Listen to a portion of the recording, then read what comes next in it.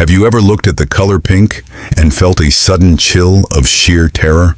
In the United States, we associate the color pink with innocence, with childhood, with the ribbons of breast cancer awareness that signify hope and survival. It is the color of Valentine's Day, of cotton candy at a summer state fair, of unconditional love and gentle safety. But thousands of miles south of our borders, hidden beneath the thick, suffocating canopy of the world's largest rainforest, the color pink tells a drastically different story. A story of unimaginable betrayal. A story of a relentless massacre. Welcome to Why Saga.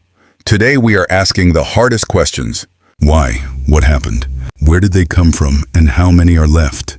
We are pulling back the dark, blood-stained curtain on one of the most magical, intelligent, and deeply victimized creatures to ever grace this planet. We are talking about the pink river dolphin, and by the end of this story, you will understand why the rivers of the Amazon are not just muddy, but weeping. Imagine for a moment, living in your own home, completely at peace. You are surrounded by your family. You are highly intelligent, possessing a brain capacity that rivals our own. You communicate with your loved ones through a complex language of clicks and whistles. You have been living in this neighborhood for millions of years. And then one day an alien force arrives. A force driven not by survival, but by pure, unadulterated greed. They do not just take your home. They poison your air. They tear your children away from you. And they slaughter your family members one by one, simply to use their bodies as bait for something else. This is not a dystopian science fiction movie. This is the horrifying daily reality for the Amazon River dolphin, also known as the boto. To truly comprehend the magnitude of this tragedy, we must first understand the absolute miracle of their existence. Where did these creatures even come from? Unlike the familiar bottlenose dolphins we see, jumping in the salty waves off the coasts of Florida or California, the pink river dolphin is a master of the fresh water. Millions of years ago, during the Miocene epoch, the oceans swelled. The sea levels rose so dramatically that salt water flooded deep into the South American continent, bringing ancient marine dolphins with it. But the Earth is a restless planet. Over countless millennia, the oceans eventually retreated, leaving the Andes Mountains to rise and trap this massive body of water inland. The trapped dolphins had a choice dictated by evolution: adapt or die. They chose to live. Over millions of years they transformed. They shed their need for the open ocean and became perfectly engineered for the shallow, murky, and tangled waters of the flooded rainforests. They evolved a flexible neck, unlike any ocean dolphin, allowing them to turn their heads a full 90 degrees to navigate through the submerged roots of massive jungle trees. They developed tiny, unfused vertebrae.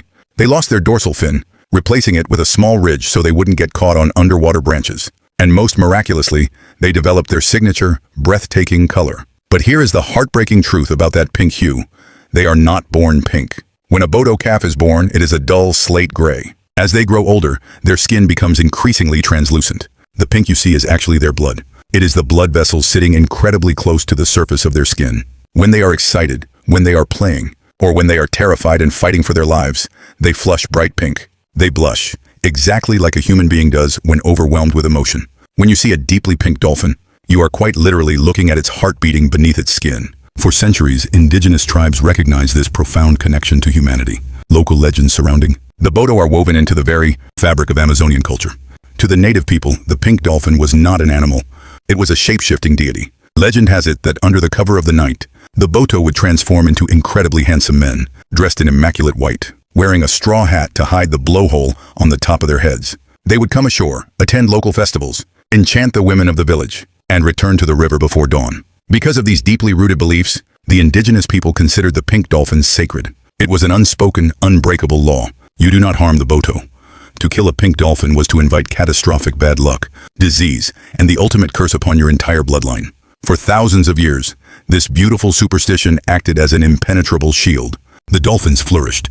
They swam in the millions, kings and queens of the Amazon basin, unafraid of the wooden canoes that drifted above them. But then came the modern age. Then came industrialization, the global market, and the insatiable, blinding hunger of mankind. The shield of myth was shattered by the cold, hard steel of reality. The nightmare began with something that seemed so disconnected. From marine biology, the price of gold. In the United States, we remember the California gold rush as a time of opportunity and expansion. In the Amazon, the modern gold rush is an environmental apocalypse. Illegal gold mining operations exploded across the riverbanks. To extract the tiny flakes of gold from the dense river mud, these illegal miners use an astronomical amount of mercury. Mercury is a heavy metal, an incredibly toxic, silent killer. Once the miners extract their gold, the leftover mercury is carelessly, ruthlessly dumped straight into the rivers. It sinks into the sediment. It is absorbed by the algae. The small fish eat the algae. The bigger fish eat the small fish. And the majestic pink dolphin, the apex predator of this ecosystem, eats the big fish. This process, known as biomagnification, means that the dolphins are receiving a lethal, concentrated dose of pure poison every single time they eat a meal. Scientists from across the globe, including leading researchers from the United States, have captured and tested these animals. The results are enough to make your stomach turn. The mercury levels in the blood of the pink river dolphins are terrifyingly high. But what does mercury do to a living, breathing, intelligent creature? It targets the nervous system. It is a slow, agonizing descent into madness and decay. The dolphins begin to lose their cognitive functions. They become disoriented, unable to navigate the complex river systems they have called home for millions of years. Pregnant mothers pass the poison directly, through their placentas to their unborn calves.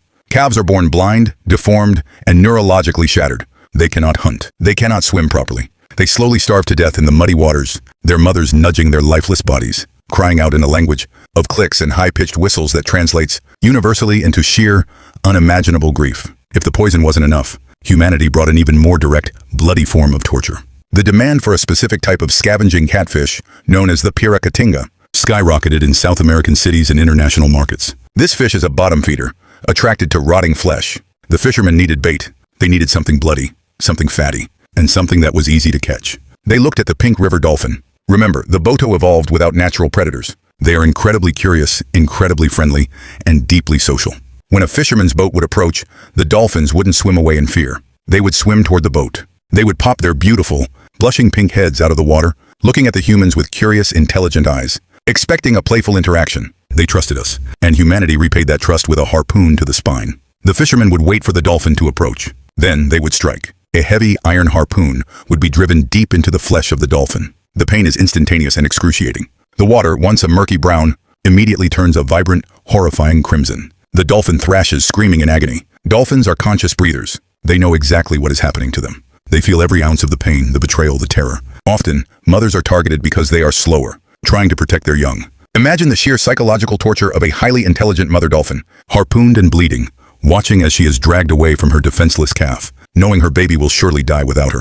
The fishermen do not always kill them instantly. Sometimes the dolphins are hauled onto the muddy riverbanks, suffocating under the heavy, humid air, while they are hacked to pieces with machetes, still conscious, still feeling, still wondering why. Why? For a few pounds of catfish, for a few extra dollars. The most intelligent creature in the river, a being capable of empathy, problem-solving, and deep familial love, is reduced to nothing more than cheap, bloody meat on a hook. The scale of this slaughter is staggering. At the height of the piracatinga trade, it was estimated that over 1,500 pink dolphins were being butchered every single year in just one small sector of the Amazon. Extrapolate that across the entire basin, and you are looking at a genocide. A silent, untelevised holocaust happening just below the surface of the water. And the devastation does not end with harpoons and poison. We must talk about the dams. In the United States, we know the environmental impact of damming rivers like the Colorado. But in the Amazon, hydroelectric dams are death sentences. The river system is the circulatory system of the rainforest. By building massive concrete walls across these rivers to generate electricity, humans have severed the arteries. The pink river dolphins are suddenly trapped. Their populations are fragmented, cut off from one another. The gene pool shrinks, leading to inbreeding and disease. The migratory fish they rely on for food can no longer pass through the dams, leading to mass starvation. During the dry seasons, which are becoming brutally longer and hotter due to global climate change, the water levels drop to unprecedented lows. Because the dams hold back the natural flow, the shallow pools become traps. Hundreds of pink dolphins find themselves stranded in shrinking puddles of hot, muddy water. The sun beats down on their sensitive, exposed skin. They cannot cool themselves. They cannot breathe properly. They are slowly baked alive in the mud, crying out for the water that has been stolen from them by the concrete walls of human progress. So how many are left? What is the toll of our relentless cruelty? While exact numbers are notoriously difficult to calculate in the vast, impenetrable Amazon, the scientific consensus is a glaring red alarm. Historically, they numbered in the hundreds of thousands. Today they are classified as endangered by the International Union for Conservation of Nature. In some reserves, where populations have been strictly monitored, their numbers have plummeted by a catastrophic 50% in just a single decade. 50%. half of the population wiped off the face of the earth in the time it takes a child to graduate elementary school. If this trajectory continues, the pink river dolphin will not just be endangered. They will be a ghost, a myth, a tragic footnote in the history books of a planet destroyed by its most advanced species. This brings us back to the fundamental question of why saga? Why are we doing this? Why do we allow it? Is our demand for cheap gold, for electricity, for a specific type of fish on a dinner plate worth the systematic torture and eradication of a sentient, magical species? The pink dolphin is a mirror held up to humanity, and the reflection looking back at us is hideous. It is covered in blood, and it is holding a harpoon. But acknowledging the darkness is the first step toward the light. We must feel the weight of their suffering. We must allow their silent screams beneath the water to resonate within our own hearts. Because if we lose the pink river dolphin, we are not just losing an animal. We are losing the soul of the Amazon. And if the Amazon dies, the lungs of our planet collapse, and we will soon follow. The fate of the blushing dolphin is intrinsically, undeniably tied to our own. We must raise our voices for those who have had theirs stolen. The cruelty they have endured is a stain on the conscience of the world, but it does not have to be the end of their story. The power of awareness, the power of demanding change, the power of asking why. This is how we fight back. This is why we are here. This is why Saga, the truth about the pink river dolphin, forces us to confront a very uncomfortable reality about human nature. It forces us to look beyond our comfortable lives in the United States, beyond our pristine cities and regulated wildlife protections, and stare directly into the eyes of collateral damage. We often think of extinction as something that happens to dinosaurs, or something caused by a massive asteroid. But modern extinction does not come from space. It comes from us. It comes from bulldozers, from fishing nets, from toxic runoff, and from a profound, terrifying lack of empathy. Consider the intelligence of the boto.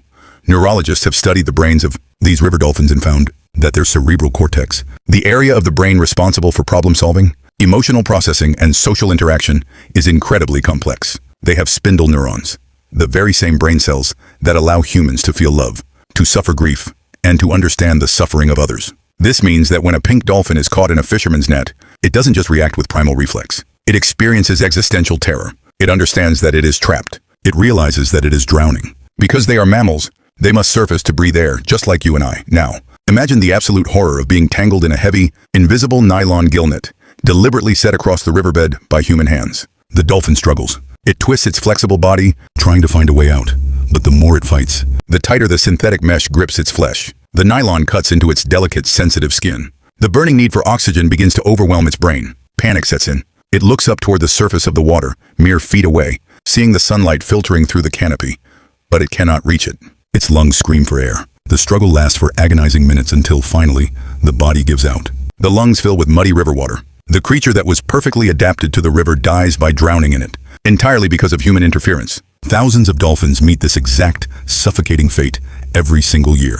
It is a slow, quiet, and profoundly lonely death. Why has it taken so long for the world to notice? Perhaps it is because the Amazon feels like another universe. But the global economy has shrunk the world. The gold mine using toxic mercury that poisons the boto might be sitting inside the microchips of the very smartphones we use every day. The agricultural demands that drive the deforestation of the Amazon are fueled by international markets. We are all connected to the river, whether we realize it or not. The suffering of the pink dolphin is an indirect symptom of global consumption. Yet, despite the overwhelming darkness, the boto continues to display a heartbreaking resilience. Even now, after decades of being hunted, poisoned, and displaced, there are reports of pink dolphins approaching researchers with gentle curiosity. They still have the capacity to forgive, to investigate, to seek connection. They will swim alongside a small boat, bringing a sense of magic to the murky waters, their pink skin glowing like a soft neon light in the shadows of the jungle. They are offering us a second chance. They are extending a fin of peace across the species divide, silently pleading for us to be better, to be the protectors we were meant to be, rather than the destroyers we have become. This is the emotional core of the Y Saga. We tell these stories not just to break your heart, but to ignite a fire within it. Anger, when directed at injustice, is a beautiful and necessary emotion. Let the tragedy of the pink river dolphin make you angry. Let it frustrate you. Let it push you to question the products you buy, the policies you support, and the way you view the natural world. Conservationists are fighting back. There are brave individuals patrolling the Amazonian reserves, dismantling illegal nets, and fighting the political battles necessary to ban the Piracatinga fishing trade. They are making progress. Some regions have implemented strict moratoriums on fishing, and in those small pockets of protected water, the pink dolphins are slowly, hesitantly beginning to raise their calves without the immediate fear of harpoons. But they are fighting a massive, well-funded tide of illegal industry. They need the eyes of the world. They need the voices of the United States, of Europe, of every corner of the globe, shouting down the greed that threatens to erase these animals. The story of the Pink River Dolphin is a testament to the fact that survival is not a guarantee. It is a daily fight against the encroaching darkness of human apathy. If we allow the Bodo to vanish, we are accepting a world that is fundamentally less magical, less vibrant, and significantly more cruel. We are accepting a future where our children will only know the color pink in rivers as a symbol of blood, rather than a symbol of life. Do not let their screams remain trapped beneath the water. Carry their story with you, share their pain, understand their history, and refuse to let them fade into the silent, dark abyss of extinction. We have the power to change the ending of this story. The next time you see the color pink, do not just think of comfort and safety. Think of the Amazon. Think of the blushing dolphins. Think of their struggle, their intelligence, and their right to exist in peace. Because life, in all its strange, wonderful, and colorful forms, is the greatest saga of all, and it is up to us to protect it. This has been Why Saga. Stay curious, stay compassionate, and never stop asking why.